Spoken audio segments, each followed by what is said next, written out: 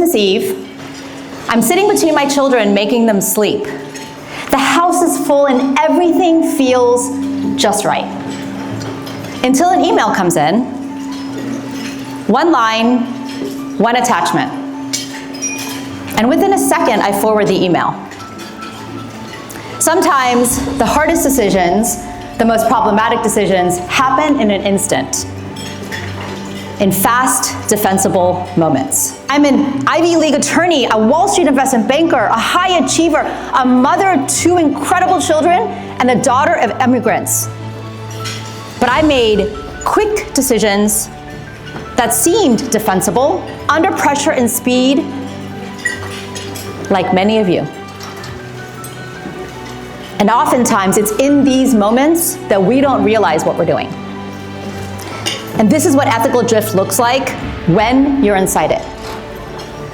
It doesn't happen to bad people. It's good people making decisions under stress, under pressure, in the noise and uncertainty of life.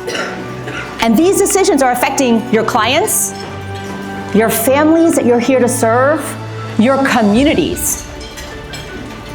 And every single decision we make matters. So one day when I was 10, my dad looks over at me and he goes, "Rashmi, you should be an attorney one day because you're strong, you're confident, and then you can argue with whoever you want."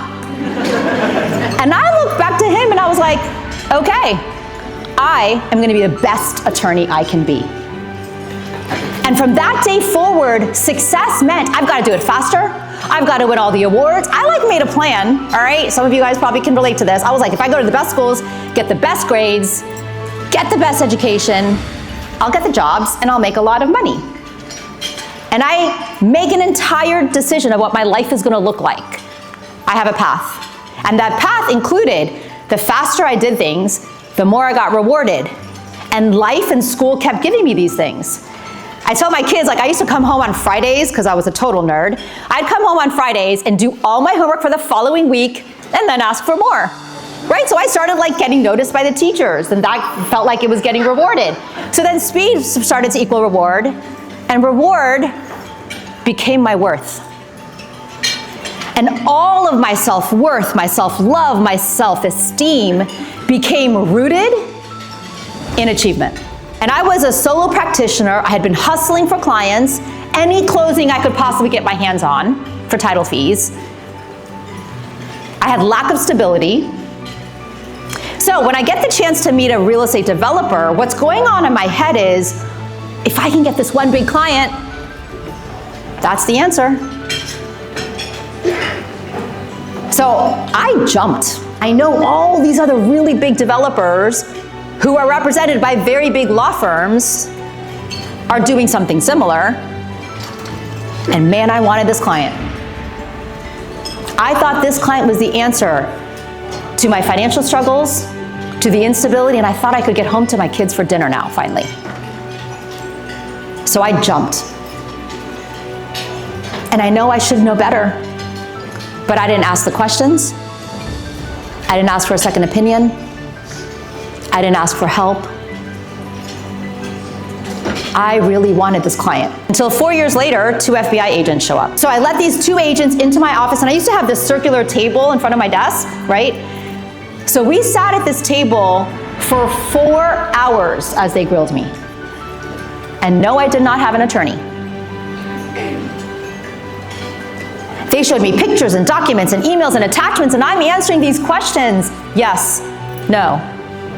As if I could remember what happened 4 years ago. I'm not a criminal lawyer, I'm a dirt lawyer. I'm a real estate lawyer. I took 1 criminal law class in law school. And when he explained it, I literally collapsed and I was shaking hysterically. Because this was my whole life. This was everything I had worked so hard for, and all I could think about is, I'm disgracing my parents, and my kids, and my community. I sit on a lot of boards in Miami. So in my case, I was a solopreneur.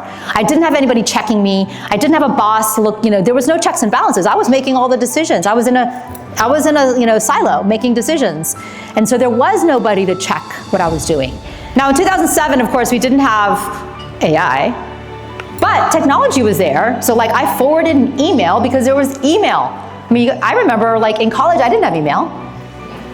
And it's so much easier and faster to do things now with technology and automation. And that automation is causing us to do things faster, feel like we have to go faster because everybody else is doing it faster. And AI is an incredible tool. This slide was created by AI. Right? I use AI pretty much every day. We all do. It is such a great, I call it an intern, for the work that we do. But our human judgment matters. We can't just rely on what AI is telling us. And I think this is the modern leadership challenge today, is how do we control the drift, right? Because the drift is these four walls that we're living in that we don't even realize it, but they are all there every single day, multiple times a day, every single one of us. Uncertainty, family and life pressures, silence, and technology and automation. And we are living in a self-imposed prison without realizing it. We have guardrails for HR, for people, so we have HR. We have guardrails for technology, so we have cybersecurity and password protection. You have guardrails for your processes, compliance, right? And then you have guardrails for your outputs, audit, QR.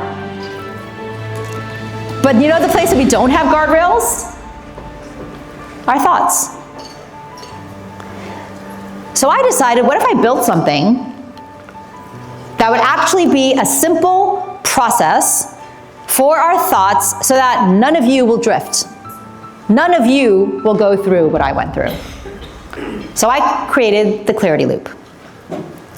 Now it's 4 questions, it's not a mindset shift, it is an actual process, it's 4 questions. And I'm gonna walk you through it because it encompasses a decade of research that I've been doing around what the heck went wrong in my life.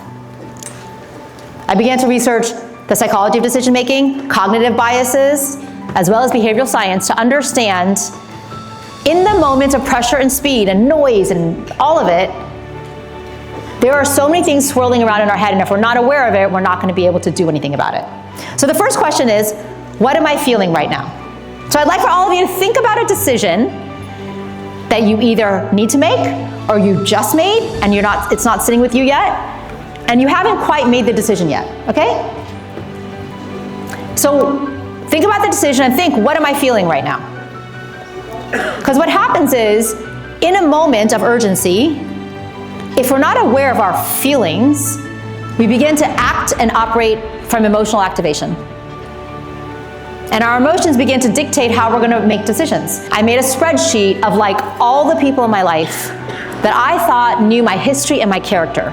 So friends from elementary school, college, law school, Morgan Stanley, my kids' friends' parents, my kids' teachers, my nonprofit executive directors, politicians in Miami, essentially people that had known me through the course of my life that could speak to my history and my character. And one by one, I picked up the phone and I called them. And I learned that people are very forgiving of our humanity when we give them the chance. I had spent my whole life believing that I have to be perfect to be loved, that I have to achieve to have any value and worth in life. And I went through this experience and I realized, oh my God, people love me for me? One of my friends said, Rashmi, you stood naked and exposed for all of us to judge you, and we did. And we still love you. And we got to teach our kids about you. How powerful is that? And now I was about to enter this time of my life where I had no control over anything. Who will I meet? Where will I sleep? What will I eat? No control. But I had no other choice but to surrender. And when I did, I became 051211104. And I was handcuffed and shackled with a waist chain. And I know I don't fit the mold. And weirdly, I had to lose my freedom to gain freedom. To gain the clarity and understanding that I was living in this world that I had trapped myself in. Because what I thought was freedom was not. I was imprisoned by my thoughts, by what I thought society demanded, by what I thought my culture demanded. I was a prisoner to all of that pressure and then the speed at which I thought I had to accomplish things to keep going. My legacy is helping people rise to clarity. People don't remember us by how much money we made, what car we drove, how many deals we closed. They remember us by the stories we created, by the decisions that we made and what we did about it, how we grew through it. So the question is, what will your legacy be? What decisions will you make to rise to clarity today? Thank you so much. I'm Rashmi Airan.